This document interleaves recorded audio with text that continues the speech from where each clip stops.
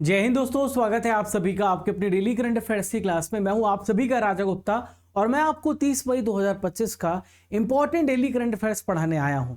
आज जो आप क्लास नंबर देख रहे हैं 1270 नंबर की क्लास देख रहे हैं। लगातार 1270 दिनों से मैं आपको डेली करंट अफेयर्स पढ़ा रहा हूं। भारत के हर एग्जाम्स के लिए कंटेंट आपका हिंदी इंग्लिश दोनों मीडियम में आपको होता है। तो चलिए स्टार्ट करते हैं अपने इस बेहतरीन से सेशन को। हर एक पॉइंट को ध्यान से सुनिए और उसे नोटबुक पे अपनी नोट कीजिए। आपके लिए मोटिवेशन थॉट, मेहनत तो हर फील्ड में करनी पड़ेगी दोस्त। बेकार पड़े रहने से तो लोहे में भी जंग लग जाती है।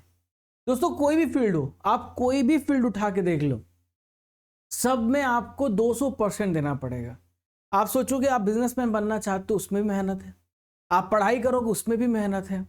आप क्रिकेटर बनना चाहते हो, उसमें भी मेहनत है। दुनिया का कोई भी काम आप देख लो, सब में मेहनत है। तो आप जब मेहनत करनी है तो अपनी फील्ड में मेहनत कर लो।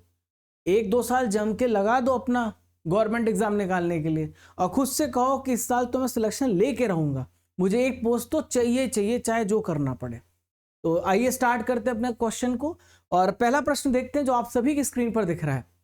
लद्दाख में 2019 से कितने साल के तक रहने वाले नागरिकों को मूल निवासी माना जाएगा? तो citizen who lived in Ladakh for how many years from 2019 will be considered as native. 2019 से अगर आप 2019 से अगर आप 15 सालों तक लद्दाख में रहते हैं तो आप लद्दाख के नागरिक माने जाएंगे। ठीक है, लद्दाख के नागरिक नहीं, भारत के नागरिक होंगे, मूल निवासी माने जाएंगे। तो अभी रिसेंटली में फैसला किया गया है, लद्दाख में 2019 से लगातार 15 सालों तक लद्दाख में रहने वाले जो सिटीजन हैं वो मूल निवासी का दर्जा प्राप्त करेंगे। In Ladakh for citizens living in Ladakh for consecutive 15 years from 2019 will be given the status of that domicile of Ladakh। इसका ये मतलब है दोस्तों 2034 तक उस व्यक्ति को रहना पड़ेगा जो 2019 से रह रहा है, तो ही उसको यहाँ पे रिकॉग्नाइज करा जाएगा। तो उद्देश्य क्या है? अगर आप 15 साल तक रहेंगे तो आप लद्दाख की कल्चर को, लद्दाख की जो सोशल आइडेंटिटी है उसकी आप पहचान कर पाएंगे और उसको संरक्षित करना इसका मकसद है ना। चलिए तो हम बात करें दोस्तों, तो अभी आपको पता होगा 2019 में जम्मू कश्मीर और लेह 2 यूनियन टेरिटरी बनाए गए, उनको सेपरेट किया गया और 2 केंद्र शासित प्रदेश बनाया गया। 31 अक्टूबर को सरदार वल्लभ भाई पटेल जी की जयंती मनाई जाती है और एकता दिवस मनाया जाता है, तभी ये घोषणा करी गई। अब बात करें तो लद्दाख जो आप यहाँ पर देख सकते हैं काफ़ी बड़ा हो गया है और लद्दाख का एरिया बदल गया है। लद्दाख यहाँ पर आप देख सकते हैं जम्मू कश्मीर का इतना छोटा हिस्सा है। तो पहले हुआ क्या करता था, इस प्रकार से आपको देखने को मिलता था, लेकिन दोस्तों अब जो चेंज आ गया है वो आपको ये प्रकार का मैप देखने को मिलेगा। तो लद्दाख की कैपिटल लेह है, बी.डी. मिश्रा साहब यहाँ के उपराज्यपाल हैं और ये यूनियन टेरिटरी बना 31 अक्टूबर 2019 को। यहाँ पे इंपॉर्टेंट झील है, वो है पैगोंग सो और सो मोरिरी और सो कार। ये इंपॉर्टेंट यहाँ पे आपको लेक्स देखने को मिलेंगे। लद्दाख में बहुत सारे दर्रे हैं। दर्रे क्या होता है, पासेस क्या होता है कि अगर आप पर्वत श्रेणियां देख रहे हैं तो बीच से एक रास्ता जाता है, उसको दर्रा पासेस बोलते हैं, जिसकी मदद से आप आ जा सकते हैं, उसे दर्रा कहते हैं। तो यहाँ पे खारदुंगला, चांगला, जोजिला, बड़ा लाचाला और फोटूला है। जीआई टैग दिए गए लद्दाख के बहुत सारे प्रोडक्ट को, लद्दाख पश्मीना, लद्दाख खुबानी, लद्दाख लकड़ी की नक्काशी और लद्दाख सीबक थॉर्न। आइए देखते हैं दूसरा इंपॉर्टेंट क्वेश्चन जो आप सभी की स्क्रीन पर दिख रहा है। भारत का पहला इलेक्ट्रिक मोटर चलित सेमी क्रायोजेनिक इंजन का सफलतापूर्वक परीक्षण किसने किया है? तो ये इलेक्ट्रिसिटी की मदद से चलेगा। तो ये सेमी क्रायोजेनिक इंजन की टेस्टिंग यहाँ पे अग्निकूल कॉस्मॉस ने करी है। अभी हम ये समझते हैं कि सेमी क्रायोजेनिक इंजन होता क्या है, ठीक है, और ये किस लिए इस्तेमाल किया जाता है। तो अग्निकूल जो एक प्राइवेट स्पेस रिसर्च एजेंसी है, ठीक है, तो भारत की निजी एरोस्पेस कंपनी है अग्निकूल कॉस्मॉस। इन्होंने भारत का सबसे पहला इलेक्ट्रिक मोटर चलित सेमी क्रायोजेनिक इंजन, देखो सेमी क्रायोजेनिक इंजन वो होता है जो ऑक्सीजन और केरोसिन का यूज करते हैं, ठीक है, एक ऑक्सीडाइजर होता है और एक यहाँ पे लिक्विड का इस्तेमाल किया जाता है। और जो क्रायोजेनिक इंजन होते हैं उसमें ऑक्सीजन और हाइड्रोजन का यूज किया जाता है। तो ये सेमी क्रायोजेनिक इंजन है, तो इसमें ऑक्सीजन केरोसिन का इस्तेमाल किया जाता है। एक ऑक्सीडाइजर होता है, एक लिक्विडिफायर होता है। तो इस इंजन का इस्तेमाल अग्निबाण रॉकेट में किया जाएगा। ठीक है, तो अग्निबाण रॉकेट जो है ये अग्निकुल कॉस्मोस के द्वारा ही डेवलप किया गया है।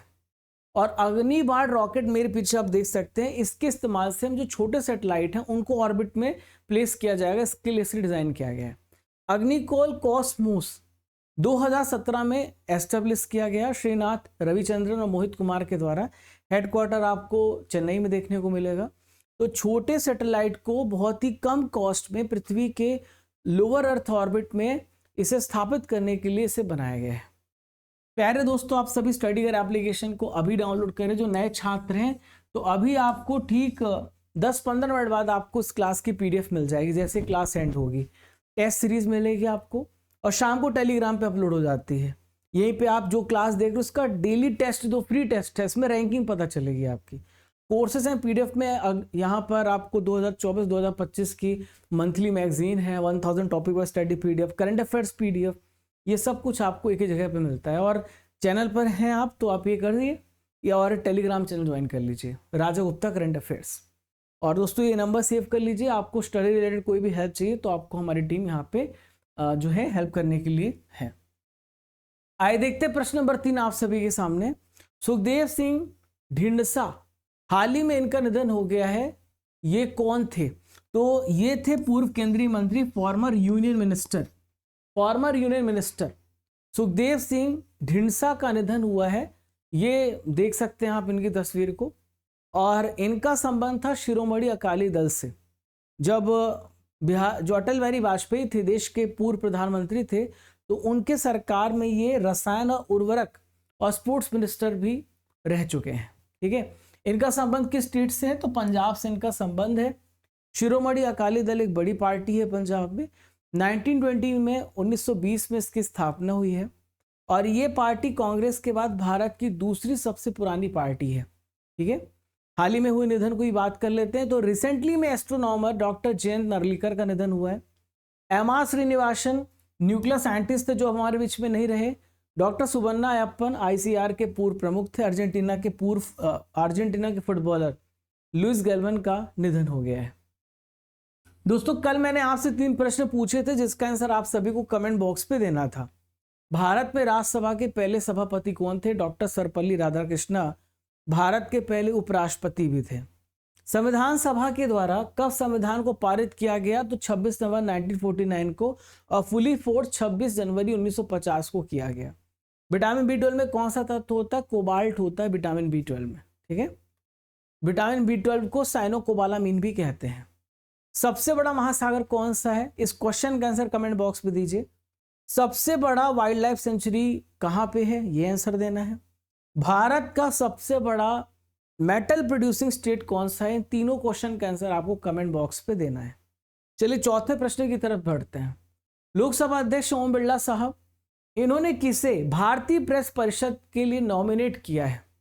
तो Lok Sabha speaker, press council of India के लिए यहाँ पे नरेश महास्के, कालीचरण मुंडा, संबित पात्रा, इन तीनों को यहाँ पे अपॉइंट किया गया है ओम बिरला के द्वारा।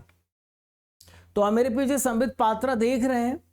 तो लोकसभा के जो अध्यक्ष हैं, स्पीकर है ओम बिरला साहब, इन्होंने 3 मेंबर्स को अभी रिसेंटली में अपॉइंट किया है, नरेश महास्के, कालीचरण मुंडा और संबित पात्रा को।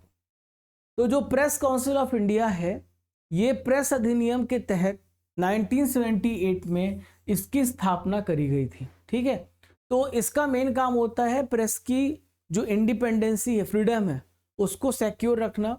बहुत सारे जो समाचार पत्र हैं, न्यूज़पेपर हैं, समाचार एजेंसी हैं, उनके स्टैंडर्ड्स को बनाए रखना। और दोस्तों इसमें टोटल 28 मेंबर्स हैं। इसमें जो यहाँ का चेयरमैन है और जो सदस्य हैं, उनका टेन्योर 3 साल का होता है। अभी रिसेंटली में कुछ इंपॉर्टेंट अपॉइंटमेंट हुई, इसे भी पढ़ लेते हैं। तो अशोक सिंह ठाकुर एनटेक के अध्यक्ष हैं। क्रिस्टी कोवेंट्री IOC की अध्यक्ष बनी है, पहली महिला अध्यक्ष है। कनाडा के नए प्राइम मिनिस्टर मार्क कार्नी है, ध्यान में रखिएगा। अगला है भारत की पहली पेट फूड यूनिकॉर्न जो पालतू जानवरों के लिए यहाँ पे खाना वाना बनाती, प्रोडक्ट्स बनाती है, तो पहली पेट फूड यूनिकॉर्न कंपनी कौन सी बनी है? तो ये है ड्रूल्स। आपने एड्स देखा होगा, ऋतिक रोशन इसके लिए ब्रांड एम्बेसडर बनाए गए हैं। तो बेंगलुरु की पेट फूड कंपनी है ड्रूल्स, ऑफिशियल रूप से यूनिकॉर्न बन गई है। इसका जो वैल्यूएशन है ये 8,300 करोड़ रुपए से ज़्यादा हो गया, 1 अरब डॉलर से ज़्यादा हो गया है। इसलिए ऐसी कंपनी को हम यूनिकॉर्न कंपनी कहते हैं। रिसेंटली में दोस्तों स्विट्जरलैंड की कंपनी नेस्ले, आपने इसकी टॉफ़ी बिस्किट्स खाए होंगे, इन्होंने ड्रूल्स में अपनी पार्टनरशिप को खरीद लिया है। तो ड्रूल्स इस साल भारत की चौथी यूनिकॉर्न कंपनी बनने जा रही है भारत की।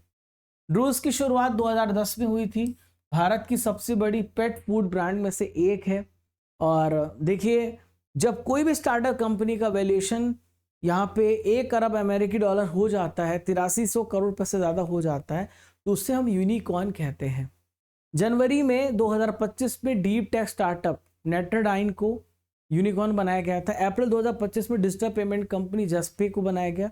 मई में लॉजिस्टिक प्लेटफॉर्म पोर्टर को भी यहाँ पे यूनिकॉर्न का दर्जा मिला। और चौथी company pet food company Drools मई में। तो ये 4 बड़ी यूनिकॉर्न कंपनी इस साल बनाई गई हैं।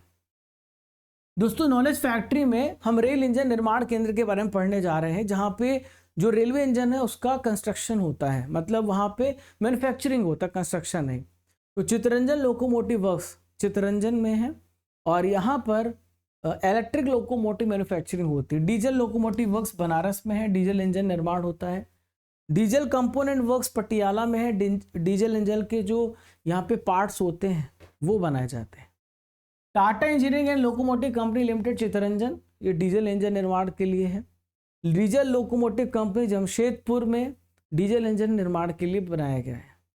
भारत हैवी इलेक्ट्रिकल्स लिमिटेड, ये भोपाल में है, जो कि विद्युत इंजन का निर्माण करती है, इलेक्ट्रिकल इंजन का मैन्युफैक्चरिंग करती है। क्वेश्चन नंबर 6 ये रहा, ओकले के ब्रांड एम्बेसडर के रूप में हाल ही में किसे अपॉइंट किया गया है? तो ओकले का ब्रांड एम्बेसडर यहाँ पे शुभमन गिल को बनाया गया है, जो कि भारतीय टेस्ट टीम के कप्तान बनाए गए हैं अभी। ठीक है, तो यहाँ पर आप देख सकते हैं भारतीय टेस्ट टीम के कप्तान यहाँ पे दिख रहे हैं। तो ये जो कंपनी है सन ग्लास कंपनी है, इसका नाम है ओकले। तो ओकले का इनको ब्रांड एम्बेसडर बनाया गया है। और भी बहुत सारे खिलाड़ी ओकले से जुड़े हुए हैं, जैसे किलियन एम्बापे फुटबॉल से हैं, डेमियन लिलार्ड बास्केटबॉल से हैं, पैट्रिक महोस अमेरिकन फुटबॉलर हैं। ठीक है, तो कुछ इंपॉर्टेंट ब्रांड एम्बेसडर्स को भी पढ़ा देता हूँ जो आपके एग्जाम में आ सकता है। तो पीवी सिंधु जो है ये प्यूमा इंडिया के ब्रांड एम्बेसडर हैं। खोखो वर्ल्ड कप के ब्रांड एम्बेसडर सलमान खान हैं। थे दुबई स्पोर्ट्स काउंसिल के ब्रांड एम्बेसडर सानिया मिर्जा, हरभजन सिंह है। थाईलैंड टूरिज्म के ब्रांड एम्बेसडर सोनू सूद को बनाया गया था। एमपी पर्यटन के ब्रांड एम्बेसडर पंकज त्रिपाठी को बनाया गया था। क्लियर है? चलिए, क्वेश्चन नंबर 7, किस राज्य में टाटा एयरबस हेलीकॉप्टर का विनिर्माण इकाई स्थापित किया गया? टाटा एयरबस की हेलीकॉप्टर मैन्युफैक्चरिंग यूनिट कहाँ पे सेटअप करी गई है? तो कर्नाटका इसका राइट आंसर हो जाएगा। कर्नाटका में टाटा एयरबस हेलीकॉप्टर की मैन्युफैक्चरिंग यूनिट स्थापित की गई। आप यहाँ पर देख सकते हैं ये एयरबस है। ठीक है, तो भारत की जो टाटा एडवांस सिस्टम्स लिमिटेड है, यूरोप की एरोस्पेस कंपनी एयरबस है, दोनों मिलकर के कर्नाटक में टाटा एयरबस हेलीकॉप्टर की मैन्युफैक्चरिंग यूनिट यहाँ पे स्थापित कर रहे हैं। यहाँ पे हेलीकॉप्टर्स बनाया जाएगा। तो ये जो यूनिट है ये आपको कोलार जिले के वेमगल इंडस्ट्रियल क्षेत्र वहाँ पे बनाया जा रहा है। तो इस प्लांट में H125 हेलीकॉप्टर बनाए जाएंगे और जो यूनिट है 2026 से स्टार्ट हो जाएगा काम करना। क्लियर है? टाटा ग्रुप के बारे में बात करें तो टाटा की स्थापना जमशेदजी टाटा ने करी 1868 में। हेडक्वार्टर मुंबई में है। अध्यक्ष इसके हैं नटराजन चंद्रशेखरन। अभी देखिए नोएल टाटा, रतन टाटा के जाने के बाद नोएल टाटा को बड़ी जिम्मेदारी दी गई और टाटा ट्रस्ट का अध्यक्ष बनाया गया। इसकी बहुत सारी कंपनियां, टाटा जो है, टाटा स्टील है, टाटा पावर है, तो क्या क्या टाटा नहीं बनाता। आप आसपास सब देखोगे सब टाटा ग्रुप का ही है। प्यारे साथियों, आप सभी अर्जुन जीएस फाउंडेशन बैच को आज ही ज्वाइन करें। जो नए बच्चे हैं उनके लिए जानकारी, पुराने बच्चे स्किप कर सकते हैं, उनको तो पता है इसके बारे में।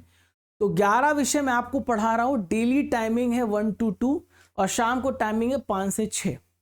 तो अर्जुन 500 कूपन कोड यूज करना तो आपको स्पेशल डिस्काउंट मिलेगा। 800 रुपीज़ में ये बैच है जहाँ पे 11 सब्जेक्ट्स आप पढ़ेंगे और बहुत ही डिटेल्स में हम सारे टॉपिक को कवर कर रहे हैं। और ये नंबर है, इस नंबर को सेव कर लेना अगर आपको कोई हेल्प चाहिए। आपको topic wise test, bilingual class, recorded lecture, ये सारा सेशन आपको इस क्लास में मिलता है। जा करके डेमो भी देख सकते हो। एप्लीकेशन डाउनलोड करने के बाद कोर्सेस इन PDF में चले जाना, वहीं पर अर्जुन जेस फाउंडेशन बैच मिलेगा और यहाँ पर जा करके एनरोलमेंट कर सकते हो। सारे विषय आप यहाँ पे पढ़ाए जाएंगे। 6 से 7 महीने में कोर्स कंप्लीट होगा, पूरा फाउंडेशन क्लियर होगा। क्वेश्चन नंबर 8 रहा, पीएम मोदी ने किस राज्य की स्थापना की 50 साल पूरे होने पर स्मारक सिक्का जारी किया है? तो पीएम मोदी जी ने सिक्किम के 50 साल पूरे होने पर एक सिक्का जारी किया है, ठीक है।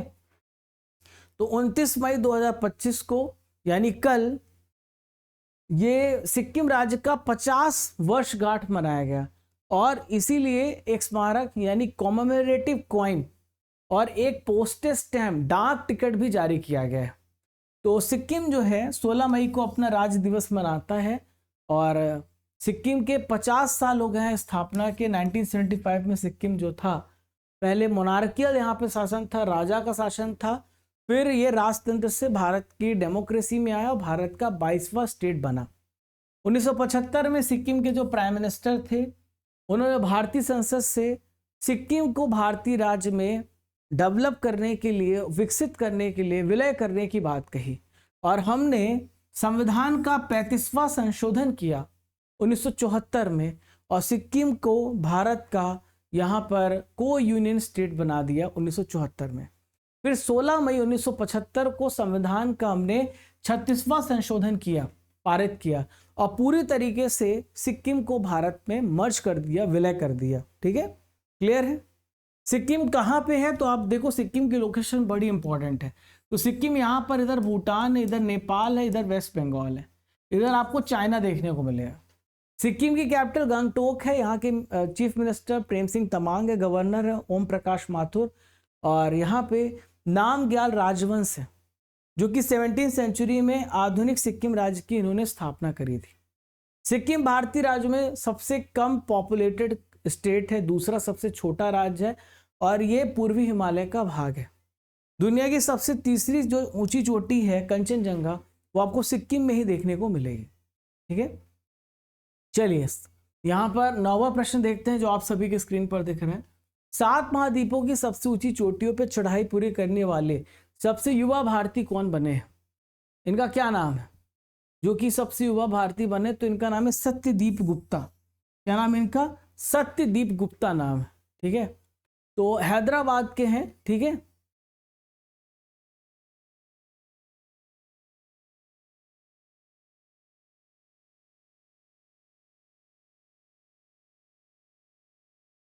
चलिए अगला क्वेश्चन देखते हैं आप सभी के स्क्रीन पर। तो 7 महाद्वीपों की सबसे ऊंची चोटियों पर चढ़ाई पूरी करने वाले सबसे युवा भारतीय कौन बने हैं? तो इनका नाम है पदकांति विश्वनाथ कार्तिकेय। क्या नाम है? पदकांति विश्वनाथ कार्तिकेय इनका नाम है। तो हैदराबाद के हैं और 16 साल की इनकी एज है। पदकांति विश्वनाथ कार्तिकेय का इन्होंने 7 समिट को पूरा किया और एक इतिहास रच दिया है। ऐसा काम करने वाले सबसे यंगेस्ट और विश्व के दूसरे सबसे यंगेस्ट व्यक्ति बने हैं। तो कार्तिकेय ने 7 महाद्वीपों की सबसे ऊंची चोटियों पे यहाँ पे चढ़ाई करी। मैं आपको बताता हूँ, दुनिया की सबसे ऊंची चोटी माउंट एवरेस्ट है। तो माउंट एवरेस्ट जो है एशिया की है। अफ्रीका में माउंट किलिमंजारो तंजानिया में है। नॉर्थ अमेरिका में माउंट डेनेली अलास्का में है। साउथ अमेरिका में माउंट एकांकगुआ है जो अर्जेंटीना में है। ऑस्ट्रेलिया में माउंट कोसियुस्को है। ठीक है, अंटार्कटिका में माउंट विल्सन है और यूरोप में माउंट एल्ब्रूस है। ये सारी 7 इंपॉर्टेंट चोटियां जो इन्होंने पूरी करी है, बहुत बड़ी बात है। क्वेश्चन नंबर 10 आई देखते हैं। विश्व मुक्केबाजी कप यानी वर्ल्ड बॉक्सिंग कप में 2025 में भारत ने कितने मेडल जीते हैं? तो भारत इसमें 6 मेडल जीते। कितने मेडल जीते? 6। तो अभी ये ब्राजील में ऑर्गेनाइज किया था वर्ल्ड बॉक्सिंग कप। तो इसका पहला संस्करण हुआ। इस कंपटीशन में 19 कंट्रीज ने पार्टिसिपेट किया था। भारत ने टोटल 6 मेडल जीते हैं। इनमें से 1 गोल्ड, 1 सिल्वर है, 4 ब्रॉन्ज। तो हितेश जो है इनको स्वर्ण पदक मिला है मेंस की 70 किलोग्राम वेट कैटेगरी में। अविनाश जामवाल को रजत पदक मिला है। जादूमणि सिंह मंडेंग बाम को कांस्य पदक मिला है। मनीष राठौर को कांस्य पदक मिला है। सचिन को कांस्य पदक और विशाल को कांस्य पदक। ये सारे विनर्स की नेम मैं आपको बता रहा हूँ।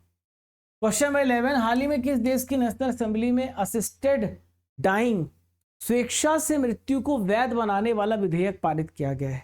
तो दोस्तों फ्रांस में इच्छा मृत्यु को वैध बना दिया गया है। मतलब अगर कोई व्यक्ति, मतलब उसका जीना किसी काम का नहीं है, ब्रेन डेड है या उसको बहुत तकलीफ है, तो उसको यहाँ पे इच्छा मृत्यु दी जा सकती है। तो फ्रांस की नेशनल असेंबली आप यहाँ पर देख सकते हैं, इन्होंने असिस्टेड डाइंग यानी स्वेच्छा से मृत्यु को वैध बनाने वाला विधेयक पारित किया है। तो इस विधेयक में कुछ ऐसी बीमारी होती है जिसका इलाज नहीं हो सकता, तो वो अपनी मर्जी से मृत्यु का विकल्प चुन सकता है और उस दर्द से मतलब बाहर निकलने के लिए वो मृत्यु को चुन सकता है। तो ये विधेयक यहाँ पे पारित कर दिया गया है। क्लियर है?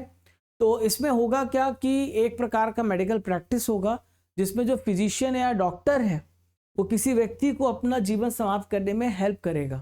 ठीक है, उसको कुछ ऐसे इंजेक्शन लगाए जाएंगे, उसको दर्द नहीं होगा और उसको आत्महत्या करने में मदद करेगा। ठीक है, पर ऐसा हम लोगों को नहीं सोचना है। ठीक है, ये उन लोगों के लिए है जो कि मतलब विकलांग हो चुके हैं, जो जिनका जीवन जीने का कोई अर्थ ही नहीं है, उनके लिए। ठीक है, बहुत सारी ऐसी बीमारी होती है जिसमें बहुत तकलीफ होती है शरीर को, इससे अच्छा है कि मर ही जाना ज़्यादा उचित है। तो आप फ्रांस देखें तो फ्रांस के बगल में बेल्जियम है, लग्जमबर्ग है, जर्मनी लगा, स्विट्जरलैंड, इटली लगा है और इधर आप देखेंगे स्पेन लगा हुआ है। फ्रांस और ये यूके, इसी के बीच में इंग्लिश चैनल है ना। तो फ्रांस की कैपिटल पेरिस है, जहां पर अभी आपको पता है कि 2024 में ओलंपिक्स हुआ था। एमेनुअल मैक्रो यहाँ के प्रेसिडेंट है, यूरो यहाँ की करेंसी, फ्रांसवा बायरू यहाँ के प्राइम मिनिस्टर अभी बने। भारत फ्रांस के बीच बहुत सारे अभ्यास होते हैं, जैसे शक्ति अभ्यास आर्मी एक्सरसाइज है, वरुण अभ्यास नौसेना है, गरुण अभ्यास ये वायुसेना एक्सरसाइज है। आज का आखिरी इंपॉर्टेंट क्वेश्चन जो आप सभी की स्क्रीन पर दिख रहा है, बफर में सफर योजना किस राज्य में स्टार्ट किया गया है? द बफर में सफर scheme has been launch in which one of the following state? तो उत्तर प्रदेश में बफर में सफर यहाँ पे स्टार्ट किया गया है, उत्तर प्रदेश में। उत्तर प्रदेश के वन और वन्य जीव विभाग ने बफर में सफर योजना, एक नया इको टूरिज्म इनिशिएटिव यहाँ पे स्टार्ट किया है। ठीक है, इस योजना के तहत जो दुधवा है वहाँ पे नेशनल पार्क, पीलीभीत है, लखीमपुर खीरी है, यहाँ पे जो बाघ अभयारण्य बनाए गए हैं, तो बफर जोन में से यहाँ पे लागू किया गया। आप जा करके यहाँ पे विजिट कर सकते हैं। और सुहागी, बरवा और कार्तिनीय घाट वन्यजीव अभयारण्य, ऐसे बहुत सारे जो क्षेत्र हैं इसमें शामिल किए गए हैं। ठीक है, ताकि आप वहाँ पे विजिट कर सके और टूरिज्म को वहाँ पे ज़्यादा से ज़्यादा प्रमोशन मिल सके। दोस्तों 12 इंपॉर्टेंट करंट अफेयर्स आपने पढ़ लिया है। अब बारी यहाँ पे ट्रिपल आर की, जहाँ पे आप पुराने महीने के करंट अफेयर्स को पढ़ेंगे और रिवाइज करेंगे, ताकि आपको पुराना कुछ भी ना भूले। और ये करना बहुत ज़रूरी है, वरना हम पढ़ते जाएंगे पुराना भूलते जाएंगे। पीएम मोदी को किस देश ने मित्र भूषण पुरस्कार दिया था? तो श्रीलंका के प्रेसिडेंट ने दिया था, अनुरा दिशानायके।